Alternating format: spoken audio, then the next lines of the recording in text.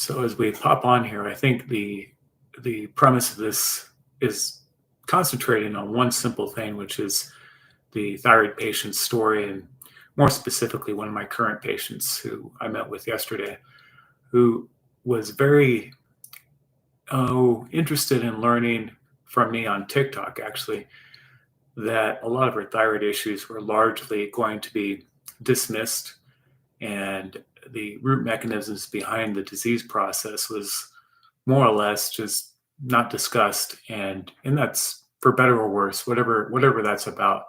But for her, what I think I've noticed was that she was dealing with a lot of issues with regard to women's health and endometriosis, and she had a hysterectomy at like 40, and there was no real answers other than you've got cysts, and you've got heavy periods, and you've got all this dysregulation of hormones. And she was asking more or less, why are they not looking at the hormones and what's going on with the perspective that maybe there's something driving those hormones in the wrong direction. And the reason is unless they have a medication that they can just give to you and hopefully see the symptoms change and maybe the numbers, the hormonal numbers, there's not much room for anything else. And that's when patients start asking more questions, when they actually start thinking outside the box, like, well, there has to be a reason this happened. It just didn't come out of nowhere. And quite often, unfortunately, the next step in that reasoning is, well, this is the best we got, so take these meds for better or worse. I'm not saying that's right, that's wrong. What I'm saying, that's the allopathic model. You have symptoms, you have a group of clinical presentation findings or testing, and they all kind of fit together. And then bam, the next step is which medication can they give you and what will the insurance cover? So for our perspective, having our patients fully understand why that's happening is, I think, the basics. That's where you start. You're going to start with what mechanisms changed and in what specifically for that patient, what happened to them maybe 5, 10, 20 years ago. And I always like to reference back to, when did you last feel like you? When were you last at your best version of yourself? Because no two patients are the same. And so, throwing obscure numbers out there like, well, 1 to 10, how do you feel? And how did you feel 20 years ago, 1 to 10? It doesn't really build a story. But what does build a story is, when do you last remember having a zest for life? When do you last remember really thoroughly enjoying your day-to-day, if ever? Some patients, they've only ever known low energy levels, brain fog, inability to sleep through the night. They have always had inconsistencies in their menses. They've always had inconsistencies in their blood sugar regulation. They may never have had a completely all bases covered type of life, maybe in childhood. And so that history will really give you the details of what that person's dealt with, where they've been, and obviously where they're at and where they're going. And the astute patient is one that's probably been through 5, 10, up to 20 doctors. Most autoimmune patients will see up to 10 or 20 doctors, somewhere in there, by the time they're 10 years into being sick. That really shows you how little is known, and really how little help people tend to get when they're going through this. So whether it's Hashimoto's disease or Graves' disease, rheumatoid, IBS, and Crohn's, and celiac, these gut-based issues, whatever those problems are, you'll really see this consistency in them having to be tossed around one practitioner to the next. And very rarely, if ever, do I have patients that I end up seeing who, by the way, they're finding me because at the end of the day, they've exhausted all their resources with insurance. They've exhausted all their resources with referrals.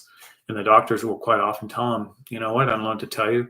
Here's your meds. We'll just do our best, and that's it. They leave them, not necessarily high and dry, but they leave them with no other options, as if there's nothing else in the world as healthcare goes, only allopathic-based treatments. So when they get to us, they ultimately find themselves at their wits' end. And basically, they understand that they have to totally change what they've been doing in order to improve the situation. And that means take a new perspective, be open-minded, but also be skeptical. I think everything that a human being goes through in life, the more we go through life, we understand that we have to walk into things with wise eyes. We're not just going to be completely um, naive about things. And so I think there's a strong necessity for having a healthy skepticism and questions about what you're going through, no matter who the practitioners are that you're dealing with healthcare. And you should have the autonomy to ask questions. You shouldn't be belittled. You shouldn't be dismissed. And if that practitioner can't answer them, that I don't know that that's necessarily something that should be held against them. Whatever their level of education and expertise might be, no one knows everything. So going back to the patient's story, though, is having this patient really understand that the doctor she'd been dealing with for her thyroid specifically never checked anything past TSH and T4, two hormones, and they only did it once. So TSH being the signal that says, oh, you're not making enough hormone if it goes too high. If it goes too high, it's just a guarantee that basically you need some level of thyroid hormone. But in the meantime, they don't ask questions, typically speaking, about what you're eating, how your sleeping patterns are.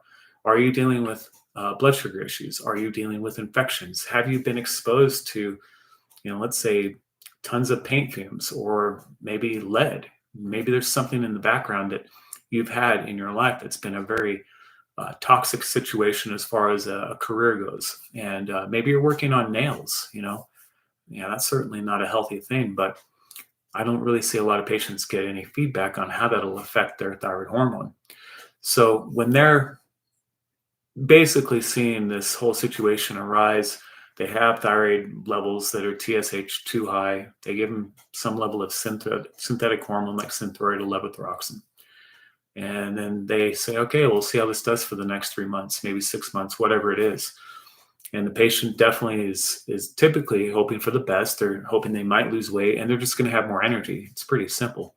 And it makes sense. It's like, oh, I'm not getting enough thyroid hormone. If that is the case, if your body doesn't make enough, maybe it's been destroyed to the point where it's just not able to make enough thyroid hormone, great. It's great that those uh, meds are there for supportive care. But at least 1/3 of the time, according to the research, it shows that that's at least 1/3 of the time that that's not necessarily what's going on or necessary. And outside of that is 80% of the time, it's a whole nother disease process called Hashimoto's disease.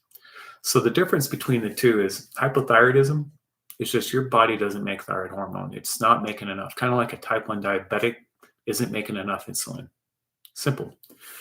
Now, on the other half of it, it's an 80% chance that's not actually the problem. The problem being your immune system's destroying your thyroid gland over time, over more and more inflammation and stress and lack of sleep and hormonal dysregulation, quite often connected very strongly to blood sugar issues.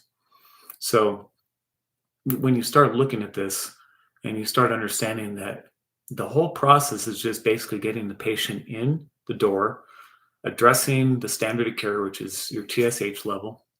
And if that's too high, the next step is here's some hormones. And that's literally the business model. And, it is the patient care prescription or whatnot. But one has to wonder at what point does a patient step back and say, hey, I don't feel better despite taking these meds. And the doctors just say, keep pushing through. That's the best we got. Here you go. If you have one that's a little more forward thinking, maybe they may say, well, let's go ahead and look at your T3 levels.